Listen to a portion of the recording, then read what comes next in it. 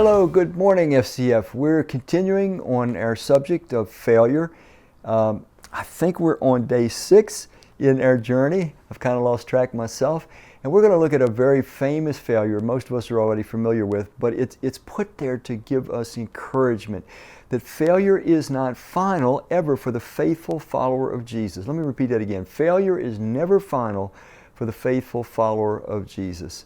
We're going to look in the life of Peter, and I'm going to read to you from Matthew chapter 26. This is Jesus' last night with his disciples. It's the Last Supper.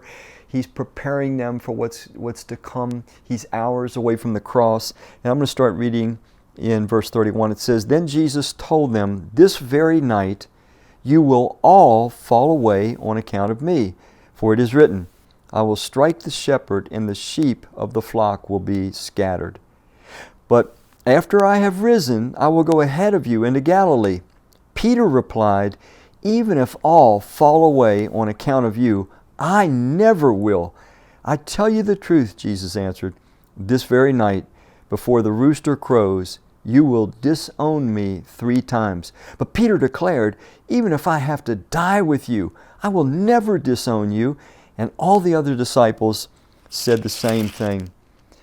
And then, if you know the rest of the story, they come to arrest Jesus in the Garden of Gethsemane. The disciples scatter. Peter is along with them. And as the trials, the mock trials of Jesus go on into the wee hours of the morning, Peter finally does just as Jesus said. He disowns him 3 times. He says, "I never knew the man. I don't know the man. I don't know." And then the rooster crows. And the scripture says Jesus locks eyes with Peter, and Peter weeps. So here we have a man who on each of the listing of the apostles, every time the 12 are listed, Peter is put first. Peter is Jesus' choice leader of the apostles. He says that with full knowledge of the weaknesses that Peter had, with full knowledge, you've got to hear this, of the enormous failure that Peter was going to have. This is a catastrophic failure. After 3.5 years of being with Jesus, and Jesus even warning him, Peter denies that he ever knew Jesus. Now, Jesus says, after you return, Jesus always knew that he would see to it, that Peter would come to his senses. He knew that Peter loved him. He knew that Peter trusted him. He also knew that Peter didn't know how much inherent weakness he had inside of him. Jesus knew, because he talked about, when you recover, encourage your brothers, and I'll meet you guys. I'll go ahead of you into Galilee. And of course he does. He meets with them. He restores Peter.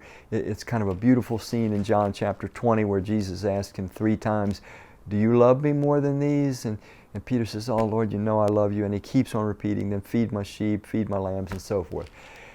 The point is for you and I that even the person that Jesus chose to be the number 1 leader in the apostolic band, the original 12, he too failed miserably, and Jesus knew that it would be so. Does he know that you and I are going to fail? Yes.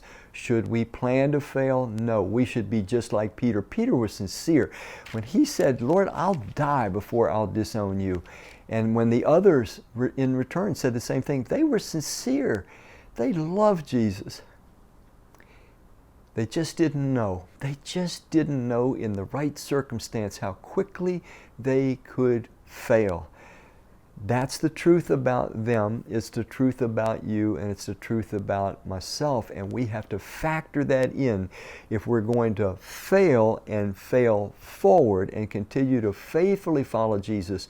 You got to listen to this, when we may be tempted to hate ourselves with such an intensity that we would feel like we do not deserve to be followers of Jesus anymore. We should just quit. We should just give up. There may be voices going through our minds. There may be others that are telling us we should just quit. We're a fraud. We're a failure. If you can't do it right, just give it up altogether. But that is not the voice of God. That is never the voice of God. We as Christ followers often have to go through the painful reality of failing, but failing forward and trusting in Jesus. Your